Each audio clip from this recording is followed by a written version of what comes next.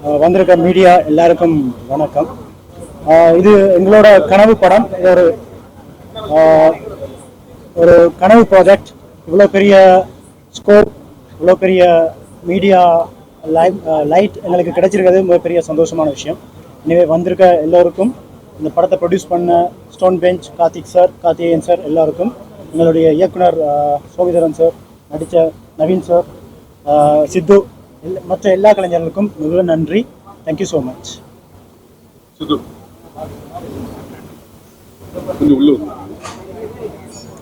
இங்கே வந்திருக்கக்கூடிய மீடியா நண்பர்கள் எல்லாருக்கும் இனிய மாலை வணக்கம் அண்ட் தேங்க்யூ ஸோ மச். இதில் நான் ஒரு கேரக்டர் பண்ணியிருக்கேன். இந்த எமோஷன்ஸ்லாம் உங்களுக்கு கனெக்ட் ஆகிருக்கும்னு நினைக்கிறேன். இவ்வளோ நாள் நாங்கள் பண்ண ஹார்ட் ஒர்க், எஃபர்ட்ஸ் எல்லாமே வந்து உங்கள் முன்னாடி வச்சுருக்கோம். நீங்கள் தான் வந்து மக்கள்கிட்ட எடுத்துகிட்டு போய் சேர்க்கணும். தேங்க்யூ. எல்லாருக்கும் வணக்கம். இவ்வளோ நாள் வெயிட் பண்ண ஒரு நாளுக்கு இன்னைக்கு எல்லாருமே ரொம்ப நிகழ்ச்சியாக இமோஷ்னலாக வந்து எல்லாரும் சொன்னதுக்கு ரொம்ப தேங்க்ஸ். இது எல்லாருமே மக்களுக்கு கொண்டு போய் சேருங்க. ரொம்ப நன்றி.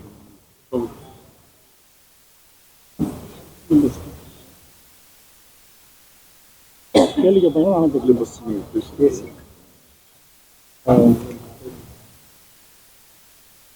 இதுதான் முதல் வந்து இப்போ ஒரு ஹவுஸ்ஃபுல்லாக ஒரு ஸ்க்ரீனிங் நான் பார்த்தேன். உண்மையில் அது வந்து ஒரு பத்திரிகையாளராக தான் என்னுடைய இந்த ஊடகத்துக்கான பயணத்தை ஆரம்பித்தேன். ஒரு அரங்கு நிறைந்த காட்சியை வந்து பத்திரிகையாளரோடு சேர்ந்து பார்த்ததுன்றதே எனக்கு ஒரு பயங்கர, நான் பின்னாடி இருந்து பார்த்துட்டு இருக்கும்போது எனக்கே ஒரு மாதிரி இதாக இருந்துச்சு. ஸோ அனைவருக்கும் நன்றி இந்த திரையிடலை பார்த்ததுக்கு. இது வந்து நான் வந்து ஒரு டூல் தான் நினைக்கிறேன். 100 ஆண்டு கால தமிழ் சினிமாவில் முதல் ஈழத்திலிருந்து வந்து ஈழத்து கதையை இங்கே சாத்தியப்படுத்துறதுக்கான ஒரு சூழலை அமைச்ச கார்த்திக் சுப்புராஜுக்கும், ஸ்டோன் பெஞ்ச் கார்த்திகேயனுக்கும், கல்யாணுக்கும் நான் நன்றி சொல்லணும். ஏன்னா இது வந்து ஒருத்தனோட கனவு மட்டும் இல்லை, ஒரு பெரும் சமூகத்தோடைய கனவாக இருந்திருக்கு. இந்த பெரிய தமிழ் சினிமாவினுடைய இந்த மாசான அந்த மக்களுக்கு, இந்த பெரும் திரளான ஒரு மக்களுக்கு வந்து அந்த போகிற ஒரு சினிமாவுக்குள்ளே எங்கள் கதையை சொல்லணுன்றது. எனக்கு முன்னாடி என்னுடைய பாலுமேந்திரா சார், அதுக்கு முன்னாடி பல பேர் இந்த தமிழ் சினிமாவில் வந்திருக்காங்க. தமிழ் சினிமாவின் முதல் கனவு கண்ணி தவமணி தேவையில் தொடங்குறது யாழ்ப்பாணத்திலேருந்து தமிழ் சினிமாவுக்கு வந்தவங்களுடைய தொடக்கம். அங்கேருந்து நிறைய பேர் வந்திருக்காங்க. அவர்கள் எல்லாருடைய தொடர்ச்சியாகவும் என்னால் இதை இன்னைக்கு இந்த இடத்துல சாத்தியப்படுத்த முடிஞ்சிருக்கிறத வந்து நான் வந்து ரொம்ப மகிழ்வாகவும் நிறைவாகவும் நினைக்கிறேன். ஸோ இந்த கனவை, எங்கள் எல்லாருடைய இந்த கனவை இந்த தமிழ் சினிமாவுக்குள்ள உலகம் முழுவதும் இருக்கக்கூடிய இத்தனை கோடி தமிழர்களிடையும் இந்த படம் போய் சேரும் என்று நான் நம்புகிறேன். நன்றி.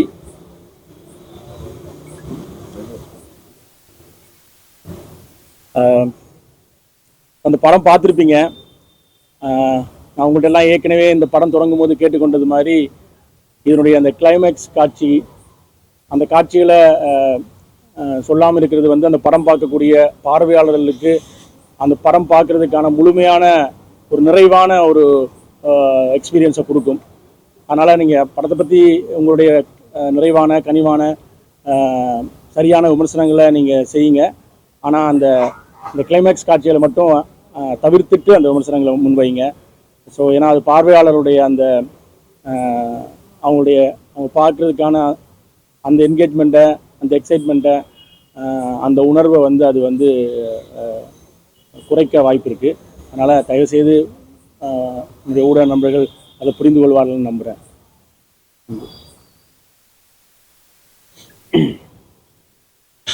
எல்லாருக்கும் வணக்கம். ரொம்ப நன்றி உங்கள் டைம் எடுத்துகிட்டு எங்கள் நீலிரா ஃப்ரெஷ் ஷோவை நீங்கள் வந்து பார்த்து, நான் உள்ளே இருந்தேன், நான் வந்து பார்த்தேன் உள்ள.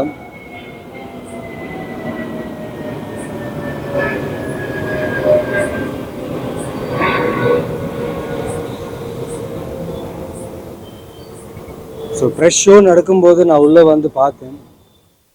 டயலாக்ஸ்க்கு, லைன்ஸ்க்கு, வரிகளுக்கு எல்லாமே ஒரு நல்ல அப்ளாஸ் கிளாப்ஸ் கிடச்சிது. எங்கெங்கே டென்ஷனாக இருக்குதோ அங்கெல்லாம் ரொம்ப சைலன்ஸ் இருந்துச்சு, பின் ட்ராப் சைலன்ஸ் இருந்துச்சு. அண்ட் நான் ஒன்று நோட் பண்ணது என்னென்னா, யார் கையிலையும் ஃபோன் இல்லை. No one is touching the phone, no one is seeing the phone.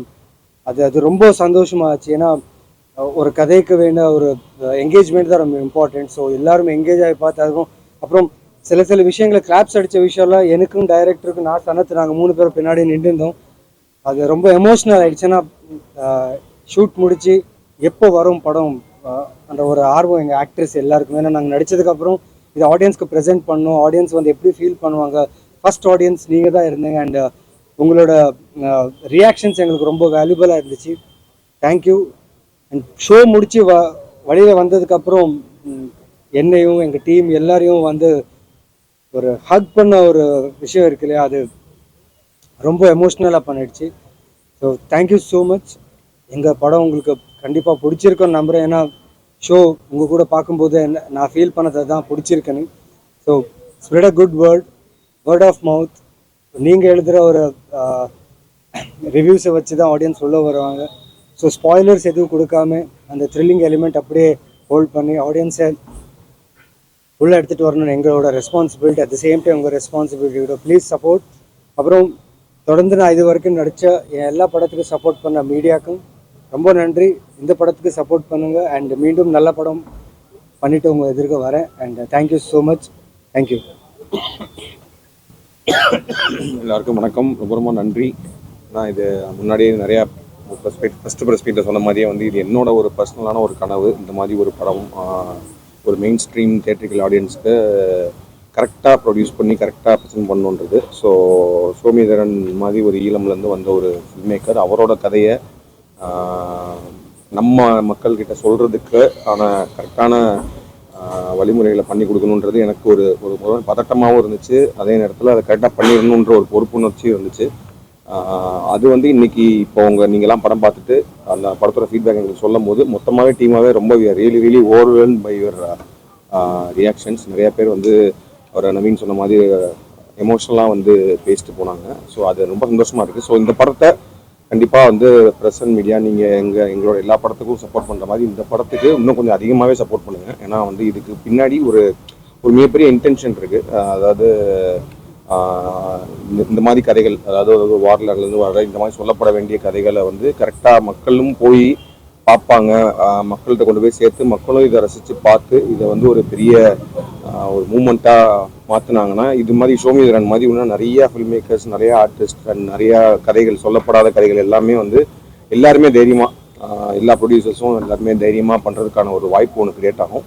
அதை வந்து நீங்கள் தான் சப்போர்ட் பண்ணி கொடுக்கணும்னு நினைக்கிறேன். கண்டிப்பாக அந்த படத்தை பற்றி உங்களுக்கு என்ன விமர்சனங்கள்னாலும் நீங்கள் மக்கள்கிட்ட கொண்டு போய் இந்த படத்தை சேர்க்க வேண்டியது உங்களோட சேர்க்கணும்னு உங்கள்கிட்ட கேட்டுக்கிறேன். நன்றி. படம் பார்க்கும்போது கதை கேட்கும்போது அது வந்து நீங்கள் மிஸ்ஸிங் பண்ணாரா சார்? ஒருத்தரோட மெயினான ஒருத்தரோட போட்டோ மிஸ்ஸிங் அந்த இடத்துல வந்து அதை அவாய்ட் பண்ண முடியாத எந்த படத்துலையும் சரி, இளமை படத்தில் அவாய்ட் பண்ண முடியாத ஒரு போட்டோ அந்த போட்டோ. ஆனால் வந்து அந்த போட்டோ வந்து படத்துல இல்லவே இல்லை. அது உங்களுக்கு தெரியுமா இல்லை வந்து அவர் சொன்னாரா? இல்லை, அது இந்த கதை வந்து பிரபாகரனோட போட்டோ எல்லாத்தையும் அதாங்க குழி கூட காட்டல. அந்த அதான் நீங்க புரிஞ்சுக்க வேண்டியது என்னன்னா, இந்த கதை வந்து என்னன்னா வந்து நம்ம வந்து ஒரு வீட்டில் நடக்கிற கல்யாணம், அந்த வீட்டுக்குள்ள இருக்கிற ஒரு அதாவது இந்த போருக்கு நடுவில் மாட்டிட்டு இருக்கிற ஒரு மக்களை பத்தின கதைன்றனால. ஸோ நீங்க மொத்த படமே எனக்கு தெரிஞ்சு 90% ஆஃப் படம் வந்து ஒரு வீடுக்குள்ள தான் நடக்குது. அப்படின்றப்போ அந்த வீட்டுக்குள்ள வந்து நம்ம எதையும் அந்த வீட்டில் அவங்க என்ன மனநிலையில் இருந்திருப்பாங்க, அவங்க வீட்டில் என்ன போட மாட்டுவாங்கன்றத வந்து அவர் ரிசர்ச் பண்ணி, ஏன்னா அவர் வாழ்ந்து வந்த ஒரு வீடு தான் அவர் கண்ணு முன்னாடி காமிச்சிருக்காரு. அதுதான் அவர். இந்த வர்ற கேள்விக்கே நான் பதில் சொல்றேன். இப்ப சுத்தி ஆமி இருக்கும்போது வீட்டில் இந்த போட்டோஸ் எல்லாம் வச்சிருக்க முடியாது. நீங்க வந்து சென்சார்லாம் கேட்குறீங்க. சுத்தி ஆமி இருக்கும்போது இருக்கிற வாழ்க்கைன்றது இருக்குல்ல, நீங்க வாழ்க்கை தான் அன்னைக்கு படத்தில் பார்த்துருக்கீங்களா? அங்க வந்து என்ன படம் இருக்கணுன்றது நம்ம தீர்மானிக்கிறது கிடையாது. இல்ல வச்சிருக்கவே முடியாது. இல்ல அதுதான் இப்ப நீங்க வச்சிருப்பாங்கன்னு நினைக்கிறீங்கல்ல, ஆனா அது அப்படி ரியாலிட்டி இல்லைன்றது இவர் அங்க இருந்துட்டு வந்தனால அது ஆனா நீங்க எந்த நேரம் ஆர்மி ஸ்பீக் இடத்துல நீங்க வச்சிருக்க முடியாது. வச்சிருந்தா நீங்க என்ன நடக்கும் புலிகள் கூட வச்சிருக்க மாட்டாங்க. புலிகள் பத்திர கதையே இல்ல இது. இல்ல இல்ல இல்ல இல்ல, இந்த வீடு அங்க அதான் சொல்றேன். நீங்க வந்து இது 2 தியேட்டர்ல நடக்கிற கதை. அவங்க நீங்க படம் பார்த்துருக்கீங்கல்ல, படத்துல அவங்க எந்த வகையான ஒரு வாழ்க்கை சூழல் இருக்கு, ஒவ்வொருத்தரும் எப்படி வாழ்றாங்கன்னு இருக்குல்ல. நீங்க போராளிகளா இருக்கட்டும், ஒவ்வொருத்தருக்கு ஒரு வாழ்க்கை சூழல் வேற மாதிரி இருக்கு. அந்த சூழல் அப்படி எக்ஸ்பிளிசிட்டா இருக்க முடியாத சூழல் இருக்கு இல்லையா? ஆமா, இப்ப என்னுடைய வாழ்க்கை நான் வந்து பிறந்ததுலேருந்து போர் தான். நான் பிறந்ததுலேருந்து என்னுடைய 20 வருஷம் வந்து நான் போருக்குள்ள மட்டும்தான் இருந்தேன். நான் பிறந்து 14ஆவது நாள் யாழ்ப்பாண நூலகத்தில் 97,000 புத்தகங்களோட யாழ்ப்பாண நூலகம் விரிக்கப்பட்டது. அப்போதான் நான் பிறந்தேன். அப்ப இருந்தே போர் தான் எனக்கு வந்து. என்னோட வாழ்க்கைன்றது போர் வாழ்க்கை. நீங்க உங்களோட வாழ்க்கை சென்னை வாழ்க்கையா இருக்கும், ஒருத்தருக்கு மதுரை வாழ்க்கையா இருக்கும். அந்த மாதிரி என்னோட வாழ்க்கைன்றது போர் வாழ்க்கை தான். எல்லாமே போருக்குள்ள வாழத்தான் நாங்க பழகிக்கணும். ஸோ போர் வாழ்க்கைக்குள்ளதான் நாங்க வந்து முழுமையா வாழ பழகிக்கணும். ஸோ அந்த போர் வாழ்க்கைக்குள்ள நடந்த பல இரவுகளில் ஒரு இரவு தான் இது. இதுல சொல்லப்படாத பல இரவுகள் இருக்கு. நீங்க ஒரு கேள்வி ஐசன் பண்ணிட்டு இருக்கீங்கல்ல, சொல்லப்படாத பல இரவுகள் இருக்கு. சொல்லுகிற ஒரு இரவு இது. இது வந்து சொன்ன மாதிரி இது வந்து ஒரு பிகினிங் இந்த மாதிரி கதைகளை சொல்றதுக்கு. ஸோ இதுல நம்ம முன்னாடியே சொன்ன மாதிரி இதுல சொல்லப்பட வேண்டிய பல கதைகள், பல ஆங்கிள், பல பெர்ஸ்பெக்டிவ்ஸ் இருக்கு. இந்த கதை வந்து நாங்க வந்து இப்போ ஃபர்ஸ்ட் டைமா இதை வந்து நம்ம கொண்டு வரோம் இல்லையா. இதை எப்படி ரிசீவ் பண்ணிக்காத பொறுத்து தான் வந்து அடுத்தடுத்து எல்லாம் தெரியுமா முன்னுருவாங்கன்ற ஒரு கனவாவே போச்சு. நீங்க ஆனா அதை வந்து காட்சிப்படுத்திருக்கீங்க. இதுக்கு காட்சி சூழ்நிலை புதுமையா இருக்கு. அதை எப்படி பாக்குறீங்க? இல்லதான் இப்ப அவருக்கு வந்து இப்ப நீங்க 2009 இங்க இறுதி யுத்தம் நடக்கும்போது அவர் வந்து பெங்களூர்ல ஐடி கம்பெனில வேலை பண்ணிட்டு இருந்தாரு. அங்கிருந்து இங்க நம்ம போராடிட்டு இருந்தோம்ல, எல்லாருக்குமே தெரியும், பத்திரிகா இருக்கு. அதுக்காக அவர் கிளம்பி அங்கிருந்து ஐடி பசங்க எல்லாம் பயங்கரமா அதுக்காக போராடும் போது அங்க கிளம்பி வந்த இளைஞர் தான் அவர் வந்து. அவர் அப்போ ஒரு ஃபில்ம் மேக்கராவோ எதுவுமே இல்லை, சாதாரணமா 20கள் இருக்கக்கூடிய ஒரு இளைஞர் இங்க கிளம்பி வந்தாரு. அங்கிருந்து அவருக்கு அந்த ஈழமைதான ஆர்வம் இருந்துச்சு. அதுக்கு பிறகு நானும் அவருக்கு சந்திச்சு கொண்டோம், நண்பர்களானோம். இப்போ நிறைய விஷயங்கள் இதை பத்தி பேசிட்டே இருந்தோம். அதனால எனக்கு வந்து நான் என்னுடைய முதல் படம் என்னோட கதையை தான் எடுக்கணும் அப்படின்றதுல இருந்தது. பாலுமந்திர சார் சொன்னதான் நான் ஏற்கனவே இந்த இதுல எல்லாம் சொன்ன மாதிரி அவர் வந்து என்னால் எடுக்கவே முடியாமல் போச்சுடா, நீ குறைந்தபட்சம் முதல் படத்தையாவது இழுத்து படம் எடுத்துட்டு, ஏன்னா இங்க அடுத்தடுத்த வெற்றிகள் நோக்கி போகும்போது நம்ம எடுக்க நினைக்கிற அந்த கதை எடுக்க முடியாம போயிடும். அதனால குறைந்தபட்சம் முதல் படமாவது ஈழத்து கதையை எடுத்துருந்தாரு. கார்த்திக் அதை சொல்லிட்டே இருப்பாரு, நீங்க உங்க கதையை எடுங்க, நீங்க உங்க கதையை சொல்றதுக்கு ஒருத்தர் வேணும் இல்லை, அந்த ஊர்ல இருந்து வந்து ஒருத்தர் சொல்லணும் இல்லை அந்த கதையன்னு சொல்லிட்டே இருப்பாரு. அதுக்கான சாத்தியப்பாடு இந்த படத்தில் நிகழ்ந்திருக்குன்னு நினைக்கிறேன். சார் காங்கிரஸ் தலைவரோட படங்கள் வந்து அந்த வீட்டில் இருந்துச்சு, அது எதனால அந்த ஊர்ல அதை வச்சிருப்பாங்க சார்? ஈக்குவல் சார் ஃபர்ஸ்ட் இந்த படத்தை எடுத்து உங்களுக்கு காட்சி சார். அதாவது இந்தியன் ஆர்மியும் ஸ்ரீலங்கா ஆர்மியும் ரொம்ப நல்லவங்களா? அப்படி நல்லவங்களா நீங்க தான் சொல்லணும். எவ்வளவு பத்திரிகை செய்திகள் ரிப்போர்ட் பண்ணிருக்கீங்க இத்தனை வருஷ காலத்துல. இந்த 40-50 வருஷ கால போர் நடந்த காலத்துல தமிழகத்தில் இருக்கிற எல்லா பத்திரிகைகளும் ஈழத்தில் நடந்த செய்திகளை ரிப்போர்ட் பண்ணிருக்கீங்கல்ல. இந்த ரிப்போர்ட் பண்ணதுக்கு பிறகு இந்த கேள்வியை வந்து நான் என்னோட பதில இருந்து நீங்க புரிஞ்சுக்கணும்னு அவசியமே இல்லை. இல்ல அது ஒரு கார்த்திக் சொன்னார் இல்லையா, அதாவது பல இரவுகள் இருக்கு, இதுல நடந்த ஒரு இரவு கதையை இதை பதிவு பண்ணிருக்கேன், அவ்வளவுதான். இந்த கதையை லைக்கா மாதிரி இலங்கை உள்ள பூர்வமா உள்ள பல 100 கோடி செலவு பண்ண பட நிறுவனம் தான் தயாரிச்சு, அவங்க தயாரிக்கல. கார்த்திக் சுப்ராஜியார் வந்து பண்ணியிருக்காரு. அவருக்கு நிறைய பேர்த்த ஏமாற்றம் வந்தது. அதே மாதிரி நவிச்சந்திரா சார் கேரக்டர் நல்ல கேரக்டர். மற்ற ஹீரோக்கள் எல்லாம் மாட்டான்னு சொன்னாங்களா, அவங்க நல்ல கேரக்டர், அவங்களும் பெஸ்டான கேரக்டர் பண்ணாங்க. சுத்தீஸ்வரம் உங்களுக்கு நிறைய ஏமாற்றம் இருந்ததா, நிறைய கதை வந்து இல்லை. நான் கார்த்தியும் அவரும் நண்பர்களாக இருக்கிறதுனால நாங்கள் படம் பண்ணுவோம்னு தான் இருந்தோம். நாங்கள் இப்போ என்னைக்காவது அதை படம் பண்ணுவோம். இந்த கதையை அவர் போய் எந்த ப்ரொடியூசரையும் சொல்லல, அவர் பண்ணிட்டாரு, அவ்வளோதான். ஸோ ஹீரோவும் நாம அந்த கேரக்டருக்கு தான் நான் வந்து ஹீரோ எல்லாம். நான் வந்து படத்துல வந்து அந்த மக்கள் நீங்க படம் பார்க்கும்போது நீங்க அந்த அதுல வாழ்ந்த உணர்வை நிறைய பேர் சொல்லிட்டு இருந்தாங்க பத்திரிகையாளர் வரும்போது. எனக்கு அந்த முகங்கள்லாம் அந்த ஊர் மாதிரியே இருக்கணும். அந்த முகங்கள் அக்செப்டாக நமக்கு ஏற்கனவே தெரிஞ்ச பெரிய பெரிய ஸ்டார்ஸ் வரும்போது நீங்க அவங்களோட இடத்துக்கு போயிடுவீங்கல்ல. நீங்க ஒரு ரியலான வாழ்க்கையை பார்க்கணும். எனக்கு அதுதான் இருந்துச்சு. நான் முதல் தடவையா வந்து ஒரு ஈழத்தோட வாழ்க்கையை நம்ம ரெஃபரன்ஸ் செட் பண்றோம். ஈழத்தோட வாழ்க்கையை ஒரு பெரிய திரையில நம்ம வந்து முதலாக இந்த மக்களுக்கு காட்டும்போது அது ஈழத்தோட வாழ்க்கையாக இருக்கணும், அந்த வீடா அந்த அப்படி இருக்கணும், அந்த மக்கள் நீங்கள் பார்த்தா அப்படி இருக்கணும்னு நினச்சேன். இல்லை அதே மாதிரி கேஸ்டிங் பண்ணுறப்போ அது வந்து ஃபுல்லாகவே எல்லாமே ஃப்ரெஷ் ஃபேஸஸ்ன்ற மாதிரி போனப்போ நான் சொன்னது வந்து என்னன்னா, இப்போ என்ன இந்தியன் ஆர்மின்னு வர்றப்போ வந்து நம்ம லெவலில் நல்ல performers who's also very very much known, நம்ம ஸ்டார்ஸ் அப்படின்ற மாதிரி. ஏன்னா அப்போ நாங்கள் கதை பேசினப்போ வந்து நவீன் சந்திரா அப்போ தான் மூவ் பண்ணிட்டு இருந்தாரு. இந்த மாதிரி பண்ணும்போது நல்ல பெர்ஃபார்மர்னு தெரியும். அதே மாதிரி சனந்த் வந்து என்னோட படங்கள் எல்லாத்துலேயுமே நிறையா என்ன right from short film time is a great பெர்ஃபார்மர்ன்றது தெரியும். அதனால அந்த 2 பேர் மட்டும் நாங்கள் வந்து ஆல்ரெடி படங்களில் நடிச்சிருந்தவங்களை எடுத்தோம். மற்றவங்க எல்லாமே பிரிட்டி மச் பார்த்தீங்கன்னா வந்து புதுசாக இருக்கிற மாதிரி தான் இருப்பாங்க. வெளியுறவுத்துறை கொள்கை சம்பந்தப்பட்டது குற்றப்பத்திரிகை ஆரம்பிச்சுங்க. இந்திய இலங்கை படங்கள் வந்து சென்சார்ல வெட்டி படமே வரல.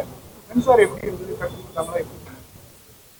சென்சார் ரொம்ப சப்போர்ட்டிவாக இருந்தாங்க சார். நான் சும்மா ஆனஸ்டாக சொல்லணும்னா கொஞ்சம் கட்ஸ் இருந்துச்சு. பட் ஆனால் வந்து சென்சார் பார்த்துட்டு அவங்க வந்து இப்போ ஏன்னா இப்போ இது காமனாக சொன்னது வந்து இப்போ ஸ்டோன் பெஞ்ச் ப்ரொடக்ஷன்லேருந்து நீங்கள் பண்ண படங்களில் this is one of the best அப்படின்ற மாதிரி சொன்னாங்க. அதே நேரத்தில் இந்த வந்து அவங்க இது வாரை பற்றி பேசுது அதுன்றனால வந்து நாங்கள் ஏ சர்டிஃபிகேட் கொடுக்கலாம், பட் ஆனால் வந்து நாங்கள் யூபாரியே கொடுக்குறோம், ஏன்னா அந்த கதை வந்து நிறைய பேர் போய் சேரணும் அப்படின்னு சொன்னாங்க. அவங்களோட ரூல் புக்ஸு அதுக்கேற்ற மாதிரி சில விஷயங்கள் இது வந்துச்சுன்னா ஏதாவது பிரச்சனைகள் வரலாம், அந்த மாதிரி விஷயங்கள் இது வேணாம், இது ஏதாவது அப்படின்ற மாதிரி சில இது சொன்னாங்க. அது நாங்களுமே வந்து மியூச்சுவலாக டிஸ்கஸ் பண்ணிவிட்டு அப்புறம் வந்து எங்களுக்கும் சரி இது எடுத்துடலான்ற மாதிரி தோணுன சில விஷயங்களை எடுத்தோம். மற்றபடி வந்து இது வந்து எல்லாரும் எதிர்பார்க்குற மாதிரி சென்சாரில் பயங்கரமாக இஷ்யூ ஆகிலாம் வரல. Sensor was supportive for this. வெளியில இருக்காங்க பெண்கள் 4 சட்டை ஒரு செட்டை போட்டிருந்தா பரவாயில்ல, 4 செட்டை போட்டிருக்கிறதெல்லாம் பார்த்தா புரியலையோன்னு கண்டிப்பாக சொல்ல முடியாது. ஏன்னா வந்து எனக்கு தெரிஞ்ச வரைக்கும் அவங்களுமே வந்து ஏன்னா அவங்க ஒர்க்கே வந்து படங்கள் பார்க்கறதுனால கண்டிப்பாக அதை புரியாமல் விடுறதுக்கான ஒரு விஷயமா அது இல்லை. புரிஞ்சிருக்கும் அவங்களுக்கு வந்து ஓகே சொல்லப்பட வேண்டிய விஷயம் நினைச்சிருக்கலாம். இலங்கை படம்லாம் வரும்போதெல்லாம் நிறைய பிரச்சனைகள் வரும், தமிழ்நாட்டிலும் சரி எதிர்ப்புகள் நிறைய கலந்துரும். ஆனால் வந்து தேட்டர்கள் நிறைய கிடைக்காது. நல்ல படங்கள் வந்தாலுமே தேட்டர்கள் கிடைக்காது. இல்லை சார், இப்போ வந்து என்னன்னா இந்த படம் இப்போ நாங்கள் சொன்ன மாதிரி இதை நாங்கள் பண்ணிட்டு அதை வந்து நான் சொன்ன மாதிரி நம்ம ஒரு மெயின் ஸ்ட்ரீம் ஆடியன்ஸ் கொண்டு வரணும்னு நினைக்கிறோம்ல, அதை வந்து சும்மா ஒரு அட்டம்ப்டாக பண்ணக்கூடாது, இது வந்து ஒரு ப்ராப்பர் ரிலீஸாக பண்ணணுன்றதுக்காக தான் நாங்கள் ரொம்ப நாள் வெயிட் பண்ணி கரெக்டான ஒரு பார்ட்னர்ஸ் வேணுன்ற மாதிரி தான் பண்ணோம். இப்போ ராணா தகுபதியோட ஸ்பிரிட் மீடியா உள்ளே வந்ததும் ஒரு மிகப்பெரிய ஒரு சக்ஸஸாக தான் பார்க்குறோம். அப்புறம் ஏஜிஎஸ்மே வந்து படம் பார்த்துட்டு அவங்களுக்கு ரொம்ப பிடிச்சி போய் அவங்க தான் இப்போ டிஸ்ட்ரிபியூட் பண்ணுறாங்க சென்னையில். ஸோ இது வந்து ஒரு நம்ம மெயின் ஸ்ட்ரீமாக இந்த பட்ஜெட்டில் வர்ற ஒரு படம் எந்த அளவுக்கு தேட்டர்களில் பிடிக்குமோ, எந்த அளவுக்கு நல்ல தேட்டர்களில் பிடிக்குமோ அந்த அளவுக்கு தேட்டர்களில் ரிலீஸ் ஆகும். ஸோ இதில் வந்து தேட்டர் பிடிக்கிறதெல்லாம் எந்த பிரச்சனையுமே கிடையாது. ஒரு ப்ராப்பரான ஒரு மெயின் ஸ்ட்ரீம் பிக் ரிலீஸ் தான். கவுண்டா ஒரு ஐ திங்க் இப்போ தான் நீ டியூஸ்டே தானே இப்போ தான் தேட்டர் இது பண்ண ஆரம்பிப்பாங்க. இதை டார்கெட்டிங் அரௌண்ட் 100 to 125 ஸ்க்ரீன்ஸில் ஓப்பன் பண்ணுறதா ஐடியா. அப்புறமேட்டு நீங்களாம் சப்போர்ட் பண்ணி அது நல்ல ஒரு வரவேற்பு வந்துச்சுன்னா அந்த அடுத்த நாளே வந்து இன்க்ரீஸ் ஆகும் நம்புறோம். கண்டிப்பா நீங்க தான் இன்க்ரீஸ் பண்ணணும். 1.5 மணி நேரம் தான் படம். 1.5 மணி நேரம் சொன்னீங்க. ஆனா டைம் 1 மணி நேரம் 1 நிமிஷம் 95 மினிட்ஸ் சார் படம். அப்போ 2 படம் நம்ம ஆளுங்கெல்லாம் 3 மணி நேரம் படம் எடுக்கிறாங்க. 2 படம் இருக்கிற நேரத்தில் ஒரு தேட்டர்ல ரிலீஸ் பண்ணுவீங்க. இப்போ நான் என்ன கேட்குறேன்னா டைமை வச்சு படத்தை நிரூபிங்களா இல்லை படத்தோட குவாலிட்டி வச்சு நிரூபிங்களா? அதாவது 4 மணி நேரத்துல சொல்ல வேண்டிய விஷயத்தை நீங்க 1.5 மணி நேரத்துல அப்ப டிக்கெட் 2 டிக்கெட் வாங்கிட்டு நின்று கேள்வி கேட்கறதே இல்லை. அவ்வளவு பிரமாதமா பண்ணிருக்கீங்க. அதான் சார், இது வந்து என்னன்னா 90 மினிட்ஸ் ஃபில்மு. இது வந்து ஒரு மாதிரி இந்த பிரேக் அப்படின்ற கான்செப்ட் இருக்குல்ல, அது இல்லாமல் பார்க்க வேண்டிய படம் தான். பட் ஆனால் நம்ம தேட்டரில் வந்து டெஃபினட்டாக நம்ம எல்லாருமே அதுக்கு டியூன் ஆகிட்டோம். இன்டர்வல் பிரேக்னு வருது.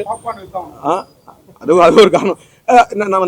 நம்மளே பிறந்ததுல அப்படி தானே படம் பார்த்து வரோம். ஒரு இன்டர்வல் பிரேக் இல்லைன்னா நம்மளுக்கு ஏதோ ஒரு பதட்டமாயிரும்ல, அதனால அப்படி தான் ரிலீஸ் பண்ணுறோம் இன்டர்வல் பிரேக் வச்சு. பட் ஆனால் 90 மினிட்ஸ் ஃபில்மு. ஸோ உங்களுக்கு அந்த படம் அந்த லென்த் அப்படின்ற இதே வராது. சார் கட்சி மேலே நடக்கிற மாதிரி சொசைட்டி ரொம்ப சென்சிட்டிவ். எப்படி ஒத்துக்கிட்டீங்க? அது உங்களை மாதிரி ஒரு கமர்ஷியல் ஹீரோ லெவன்லாம் வந்து அவ்வளோ பெரிய மைக் ரொம்ப இந்த சைடு பேலன்ஸ் இதானா ரொம்ப விமர்சனம் வரும். அதை பற்றி சொல்லுங்க, எப்படி ஒத்துக்கிட்டீங்க? கிடைக்கும் பேலன்ஸ்ட் பீப்புள் இங்கே இருக்கும்போது கதை தான் சார் ஹீரோ. நான் எந்த கமர்ஷியல் இருந்தாலும் என்ன இருந்தாலும் it's a script. So so நான் ரொம்ப ஃபார்ச்சுனேட்டாக ஃபீல் ஆகிறேன். ஏன்னா நான் அம்மு படம் பண்ணும்போது தான் அந்த படத்தில் நடக்கும்போது எடிட்டில் பார்த்து தான் என்னை காஸ்ட் பண்ணாங்க அதில். ஸோ சொன்னப்போ உடனே பிகாஸ் ஒன் நைட்டில் நடக்கிற படம், அதுவும் போர் நடுவில் நடக்கிற ஒரு கல்யாணம். ஸோ அது ரொம்ப இன்ட்ரெஸ்டிங்காக இருந்துச்சு. அண்ட் சோமி கூட நான் ட்ராவல் பண்ணும்போதே அந்த knife edge of the knife இருக்கிற ஒரு கேரக்டர் வந்து எனக்கு ரெஸ்பான்சிபிலிட்டியாக கொடுத்தப்போ என் ரெஸ்பான்சிபிலிட்டி கூட என்னன்னா இந்த கதைக்கு நான் என்ன ஞாபகம் பண்ண முடியுமோ அதை பண்ண முடியும். அண்ட் தேங்க்யூ சோமி, பிகாஸ் இதுக்கு நீங்கள் சொல்கிற என் கேரக்டர் நல்லா இருக்குது, நல்லா பண்ணியிருக்கேன் பிகாஸ் ஆஃப் த டைரக்டர் வந்து அவர் கூட. இதுதான் ஸ்பெஷல் சார், ரொம்ப சந்தோஷம். ஏன்னா ஸ்டோன் பை தொடர்ந்து எனக்கு நல்ல நல்ல கேரக்டர் நல்ல நல்ல படமாக எனக்கு வாய்ப்பு கொடுத்துட்டு இருக்காங்க, இந்த ஃபியூச்சரில் கூட கொடுப்பாங்க. அண்ட் இது என்னோட home production. Yes, it is my responsibility to do any kind of role for this banner to make sure this banner flourish a lot. அவ்வளோதான். ஒரே கொஸ்டின், சப்பாத்தி போடுவாங்க பசங்க வந்து அதை வந்து எட்டி குத்தி எடுப்பாங்க, அது அந்த ஒரு பெண் வந்து அதை கிழிச்சு போடுவாங்க, அது என்ன அவ்வளோ கோவம் சப்பாத்தி மேலே? சப்பாத்தி வந்து எங்களுக்கு தெரியாது என்னன்னு, அந்த சின்ன பசங்க கியூரியாசிட்டி தான். அந்த குட்டி பையன் இருக்கான்ல, அவன் தான் நான். ஸோ எனக்கு அந்த அதை விடவே சின்ன வயசு, ஒரு 4-5 வயசு. ஸோ அந்த படத்தில் வர சின்ன பையன் தான் நான். ஸோ நீங்கள் படம் அந்த ஓப்பன் பண்ணும்போது அந்த பையனோட கண்ணில் தான் நீங்கள் அவன் பார்க்குறது தான். ஸோ அந்த பையன் தான் நான். அந்த பையன் இவ்வளோ வளர்ந்து வந்து படம் எடுத்து உங்களுக்கு அன்னைக்கு நடந்த வாழ்க்கையை இழப்போர் வந்து அதுக்கு பிறகு நிறைய கண்டுருச்சு, நிறைய பார்த்துருச்சு. இது ஆரம்ப கட்டம். ஸோ அந்த சப்பாத்தியில் பொருள் எனக்கு தெரியாது.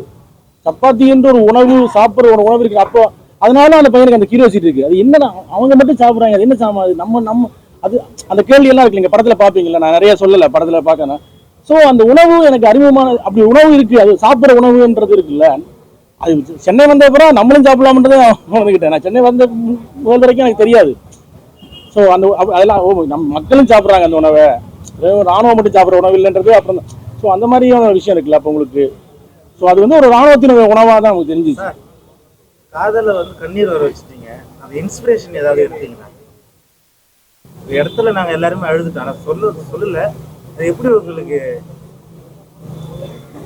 போருக்குள்ள வந்து போர் வந்து 2 துப்பாக்கிகள் சுட்டுட்டு மட்டும் கிடையாது. அதான் நான் ஆரம்ப சொன்ன மாதிரி போர் எங்களுடைய வாழ்க்கையே போர் வாழ்க்கை தான். அப்போ காதல் எல்லாமே சேர்ந்து தான் இருக்கும். நம்ம ஒரு பங்கருக்குள்ள வச்சு ஃபுல்லா சுட்டுட்டே இருக்கும்போது திடீர்னு ஓடி ஒரு பங்கர், ஒரு மரத்துக்குள்ளேயோ ஒரு பங்கருக்குள்ளேயோ எங்களுக்கெல்லாம் ஸ்கூல் புக் இருக்கும், பஞ்சாப்லாம் ஸ்கூல் புக் இருக்கும். விமான குண்டு தாக்குதல் இருந்து தப்பிப்பது எப்படி அப்படின்னு ஸ்கூல் புக், அதை படிச்சு வச்சுப்போம். டப்புன்னு குண்டு போட்டாங்கன்னா எப்படி எல்லாம் ஒழிக்கிறேன்னு இருக்கும். டப்புன்னு ஒழிக்கும் போது கூட பக்கத்துல ஒரு பொண்ணு இருந்தா அங்க ஒரு காதல் மலரும்ல. ஸோ காதலும் சேர்ந்ததான் வாழ்க்கை. ஸோ வாழ்க்கையிலேருந்து இன்ஸ்பயர் ஆகிறது தானே. அண்ட் உலகத்துல நிறைய படங்கள் போர் பற்றி வந்திருக்கு, அந்த படங்கள்ல இருந்து நம்ம வந்து இன்ஸ்பயர் ஆயிருப்போம். பட் அதான் அந்த ஒரு போர் வாழ்க்கைக்குள்ள காதல் இருக்கும், திருமணம் இருக்கும், அவங்க படம் பார்ப்பாங்க, அவங்க பாட்டு பாடுவாங்க, அவங்க கள்ளு குடிப்பாங்க, இது எல்லாம் இருக்கும். இதுக்கு மேல போரும் இருக்கும். நாளைக்கு நிச்சயமில்லா ஒரு வாழ்க்கையில வந்து இன்னைக்கு வாழ்ந்துட்டு போறதுன்னு ஒன்று இருக்குல்ல, அதுதான் போற வாழ்க்கை. ஸோ அந்த இன்றைய நாள் நாங்கள் வாழ்ந்துருக்கிறதுக்கான முயற்சி எடுத்துட்டே இருப்பாங்க. அந்த சர்வைவல் இருக்குல்ல, இப்போ இதுவே ஒரு சர்வைவல் த்ரில்லர் தான். நான் சர்வைவல் ஆகுறது இருக்குல்ல, இவ்வளவு நடந்துகிட்டு இருக்கு, ஆனா நான் இன்றைய நாளை வாழ்ந்துட முடியாதான்ற ஏக்கம் எல்லாத்தையும் இருக்கும்ல, அந்த ஏக்கம் தான். ரொம்ப அழகா சொல்ல போட்டு அந்த பொண்ணு ரொம்ப நல்லா எடுத்துக்கணும். அது என்னோட கேள்வி அது இல்லை. ஆக்சுவலா அவர் பாராட்டணும் பாராட்டணும். உண்மையாவே அந்த டயலாக்லாம் சார் அது நெஞ்சு தைக்கிற மாதிரி இருக்குது. நம்ம ஆளுங்க இவ்வளோ குடும்பம் பண்ணியிருக்காங்க. அதுவும் இந்த குறிப்பாக வந்து இந்த வீட்டுக்குள்ளார வந்து சமாதானம் பண்ண வந்துட்டு சண்டையை போட்டுட்டு இருக்கிறது நீங்கள் தானே, இந்த மாதிரி ஒரு வேலைலாம் அதெல்லாம் நீங்களே அங்கே நடக்கிறப்ப அந்த மாதிரி எடுத்து பேசினாங்களா? சொல்ல வேண்டிய கற்பனை கலந்து இடத்துல சொல்ல முடியாது. அதான் வீட்டுக்காரனுக்கு கூட நம்மளால அப்படி பேச முடியும். முன்னாடியே நான் போடுற மாதிரி தான் fiction based on memories of one child. அந்த நினைவுகளில் இருந்து ஒரு ஃபிக்ஷன் நம்ம இது பண்றோம்ல.